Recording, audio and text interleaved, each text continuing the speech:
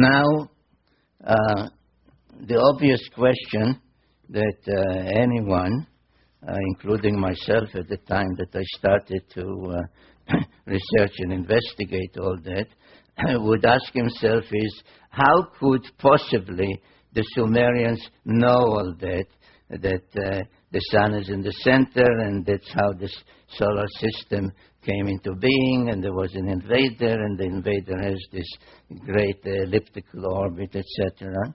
And the answer again, it is written. It is written down that they are not called tablets, they are called cylinders, square cylinders in this case. And this one in particular, another one like it, can be seen by any one of you if you go to England, to Oxford, to the Ashmolean Museum. And this is called the Sumerian King List. And it says that about 430,000 years before the deluge, people called Anunnaki, in this text, called Anunnaki, came from their planet and visited Earth and brought civilization to Earth. In fact, it says, this and other records like it, say that civilization was brought down, and the term used in the Sumerian for the civilization is kingship. That kingship was brought down first time before the deluge, and was brought down to earth from the heavens the second time after the deluge. And then there are tales, very detailed tales,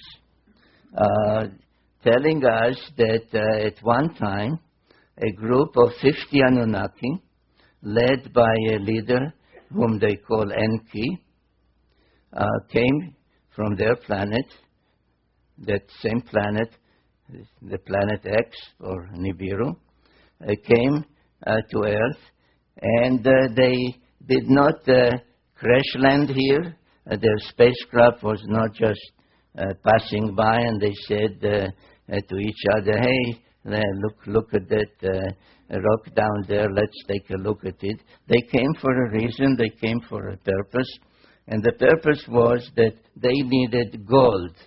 They needed gold with which to protect the dwindling atmosphere on their own planet.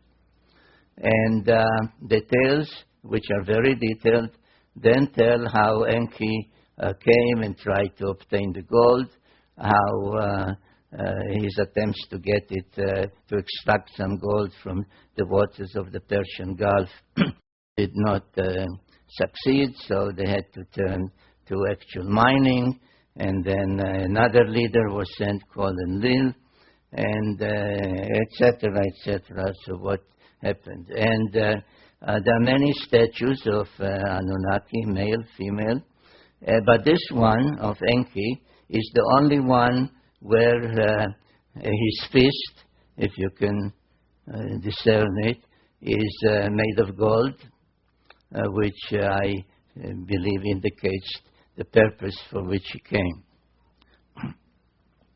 Now, Enki stayed on Earth quite a long time, and at some point felt that he ought to tell his story of what happened on their planet that made him and his group and the other Anunnaki come to Earth, and what happened on Earth after they came and landed here. And there is an actual text known to any Sumerian or Assyriologist, as some call themselves, that they will say, yes, there is such a text that is an autobiography of Enki that starts by saying, when I approached the earth, I saw greenish marshes. We splash-landed in the waters. We waded ashore. I commanded so-and-so, and the name is given, to test water and see if there's potable water. I commanded so-and-so to build us some kind of shelter. I commanded so-and-so to see if there is edible food. And so on, line after line in those tablets. Unfortunately, the complete text of that autobiography of Enki has not been found, only fragments of it. I used about 800 different sources to reconstruct the story of Enki, because I felt at some point in my own writings that it is not enough to tell the story of what happened here through the prism of the Sumerians, or to some extent the Old Testament, the Hittite writings, etc. But it is also important, especially to know why they came, what happened on their planet before they came, through the eyes and through the speech of one of them. And I chose Enki because he did dictate an autobiography.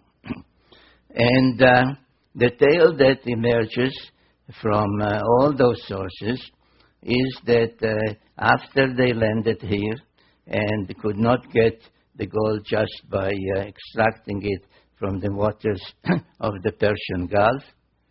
This is the Persian Gulf, and this is today's Iraq. Another leader, a half-brother of his called Enlil came. He was more a commander, Enki was more a scientist. Another member of their family, they were all children of the ruler of Nibiru, called Anu. Another member, a female, who was a medical doctor, came and assisted also. And they set up a settlement, or actually 7 settlements on earth, at a place that they called in Sumerian Edin, from which the word Eden, the Garden of Eden, comes. And they chose a central point called Nippur. They nicknamed the navel of the earth, because all the other settlements that they established, each one with a certain purpose, including this one as the spaceport, and this laid out as a landing corridor, all of them were equidistant from Nippur. So Nippur was the central city, the site where Enlil had his headquarters, and some of the text even described what was at his headquarters, and there was a particular place there called the Duranki, with all kinds of humming equipment that controlled the space flights and gave information about orbits, etc.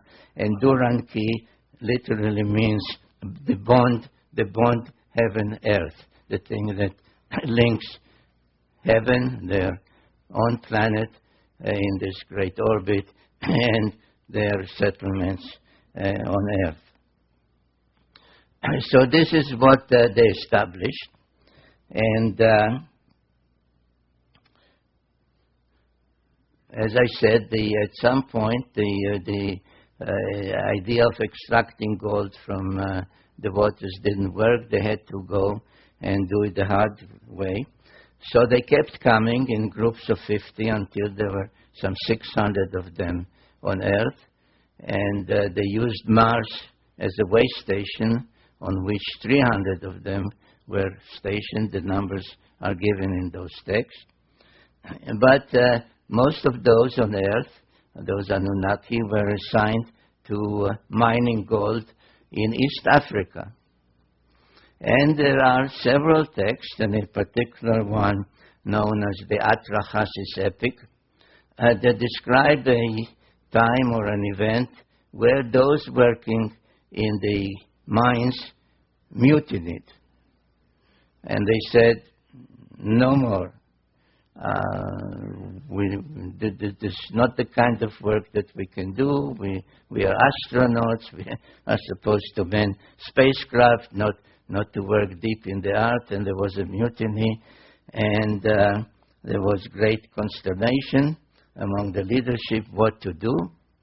And then the same Enki, who was a scientist, said, we don't have to abandon our efforts to obtain the gold on which our own survival on our planet depends, because we have to protect our dwindling atmosphere with a shield of gold particles. Because there exists on Earth, already exists on Earth, a being which is in many ways similar to us. And all we have to do, and those are quotes from his words in his autobiography, all we have to do is put our mark on it, our genetic mark, and thereby raise that being more to our level so that it could follow our commands, understand our language, and do the work for us.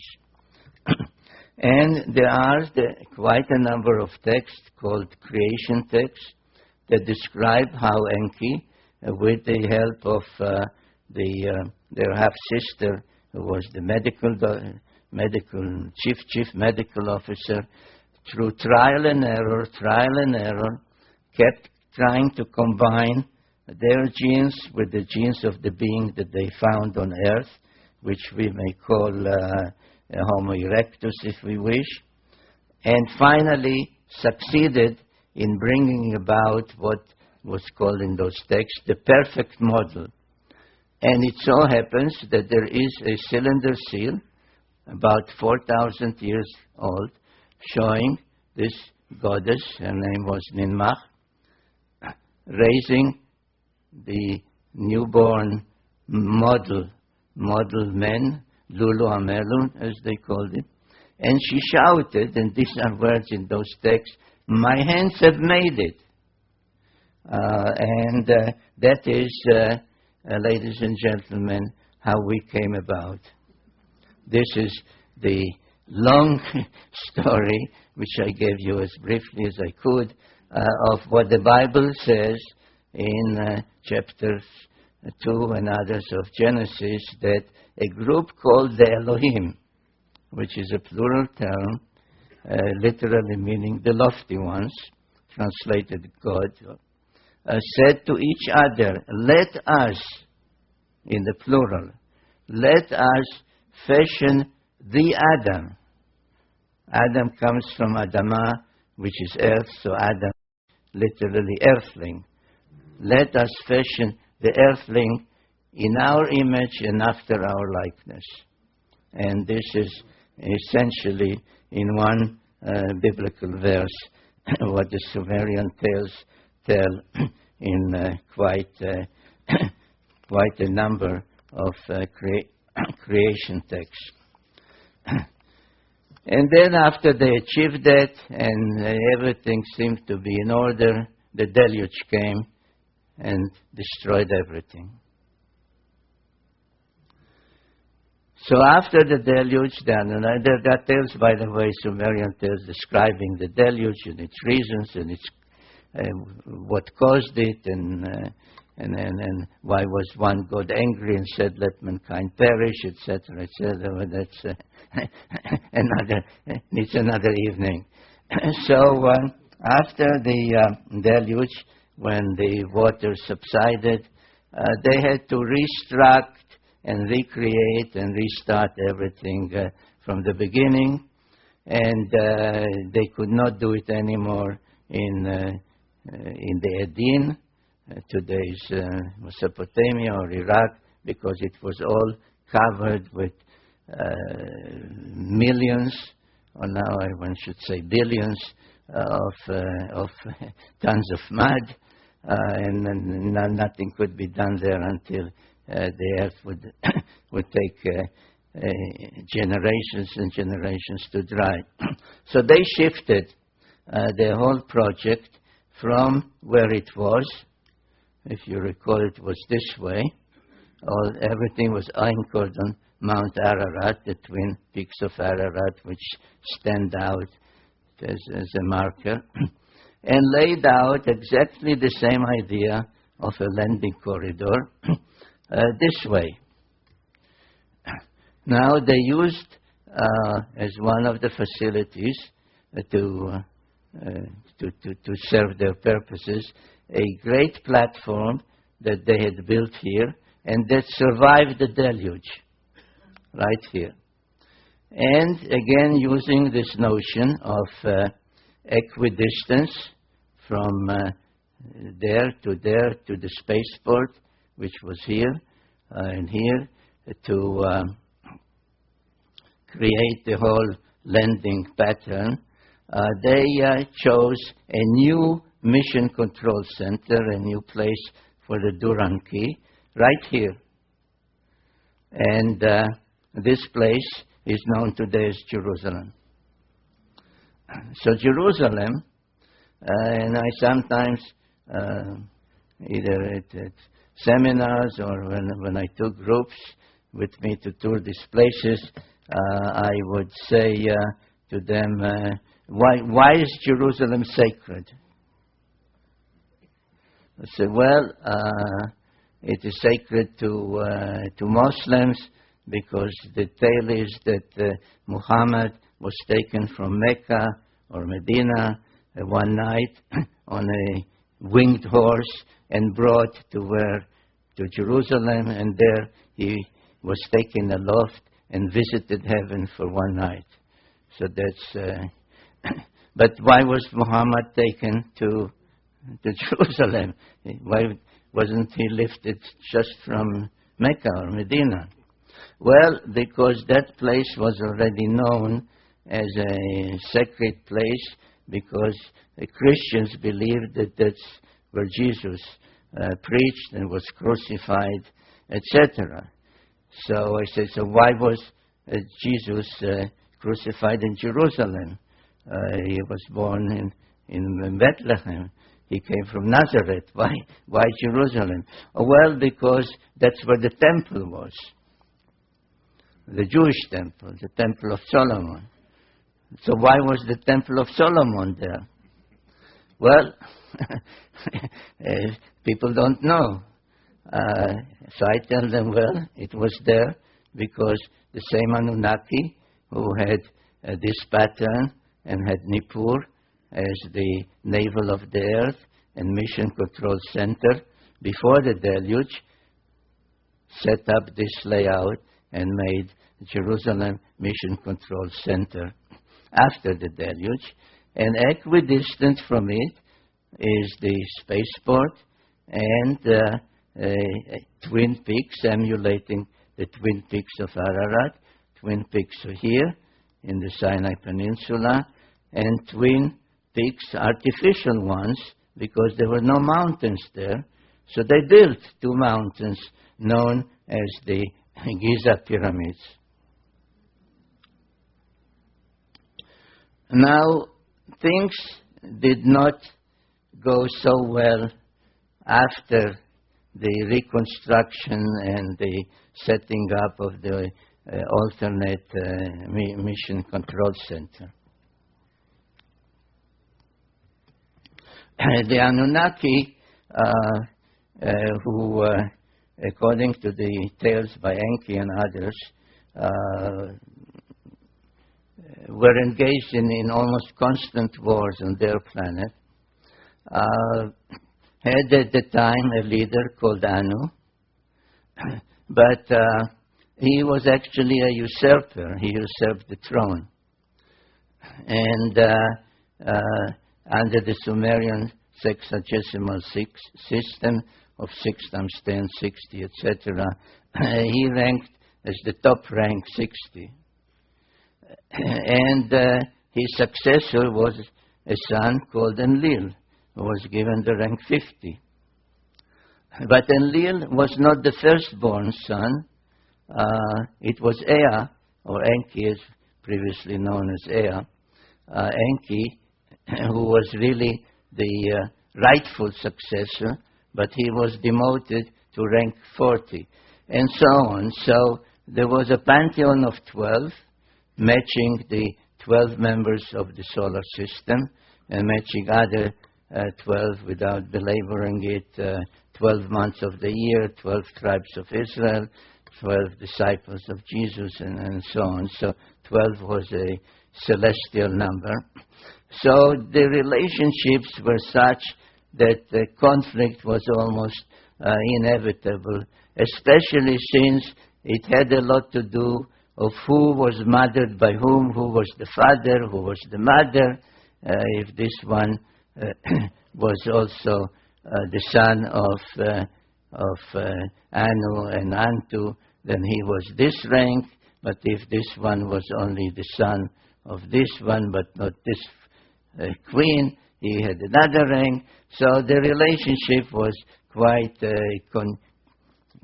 confused and convoluted, and leading to conflict, which soon appeared on Earth. And one of the events that took place,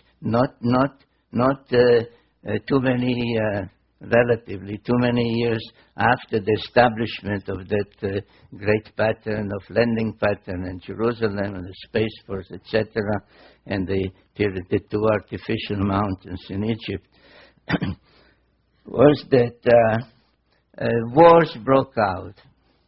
And the first war that I named in my book, The Wars of Gods and Men, the Pyramid Wars, because there was a series of them, had to do with these facilities, because in the Great Pyramid, one of the two especially, which is the only one that has an ascending passage and chambers, all the others have just a descending passage. They were a prize that one side tried to deprive from the other, and the first series of pyramid wars took place there. In that particular war, the two main protagonists were the main son of Enlil, called Ninurta, and the main son of Enki, called Marduk. And in that war, it was Ninurta who was the victor, and his victory was commemorated in some cylinder seals and other depictions.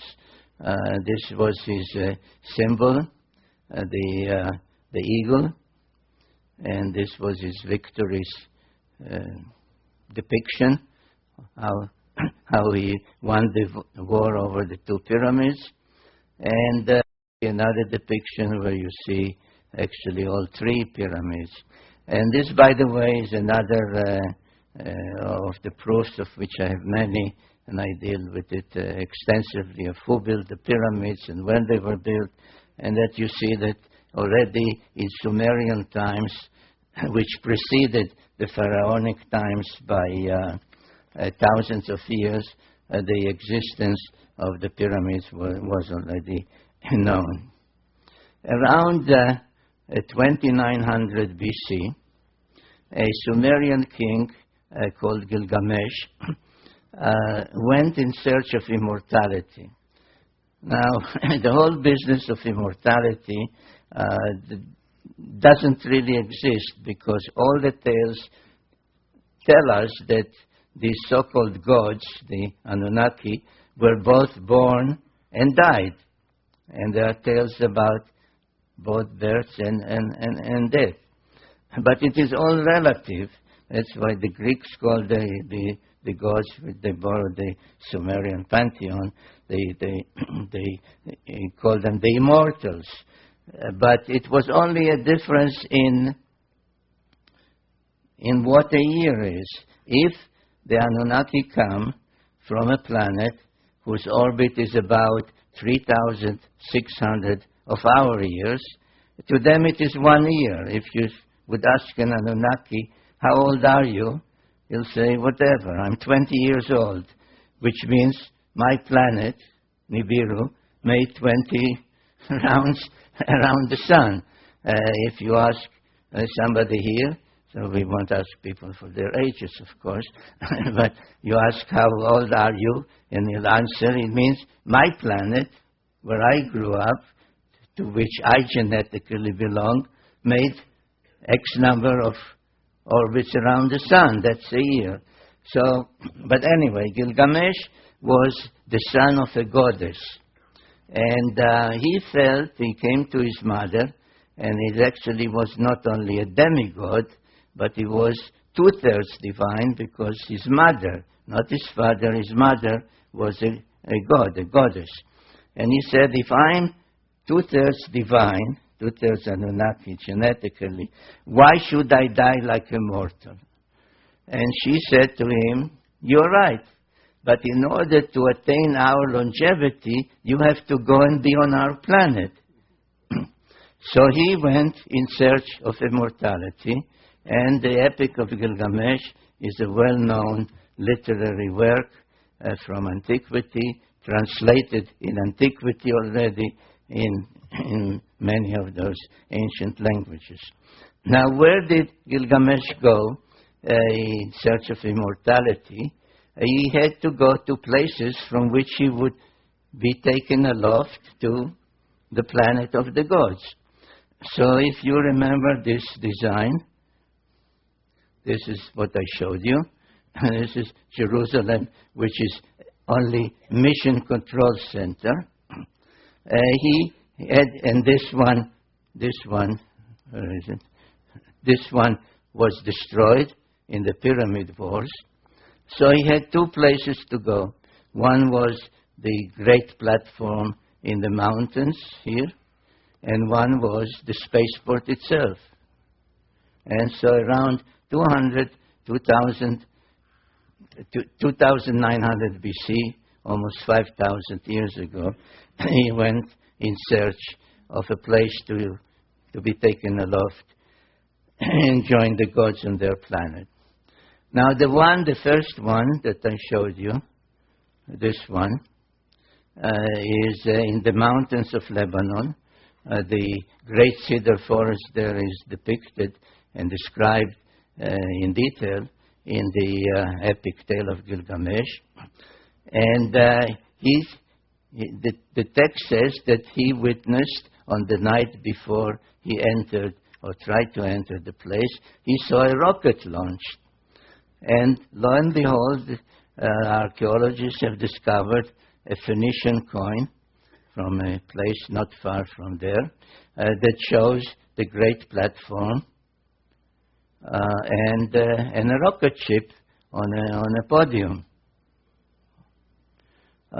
So it did exist. Now that place still exists and can be visited. I went there at some risk. I would not advise you to go at this time because it's the headquarters of the Hezbollah in Lebanon. But the place is called Baalbek, and there is there a vast stone platform of about 500,000 square feet. And here at this northwestern corner, there are ruins of temples built over temples over temples. The latest one are Muslim and Byzantine and Roman, but they are built on or over a platform that pre-existed. And these are some of the most ancient ruins that you see there, of levels that keep rising from down there, rising and rising and rising and rising and rising. And these stone blocks weigh between 600 to 900 tons each. And the immensity of the place is mind-boggling. Even more mind-boggling is one of the courses in the western wall of that enclave, on the western wall, on top of these huge boulders. And the three of them, 1, 2, and the third one, known as the Trilithon, this is the drawing, the image. This is a line drawing of a person, so you can see the scale. So there are 3 of these huge stone blocks lying in one of the courses, one of the levels, next to each other. And they weigh 1,100 tons each. Now, there's no piece of equipment, even today, that can lift 1,100 tons, or even 1,000 tons, or even 600 tons. There's no such piece of equipment. Yet, and this is a photograph, by the way, I think, can you see that little ant there? That's me. I'm standing there. And this is the first trial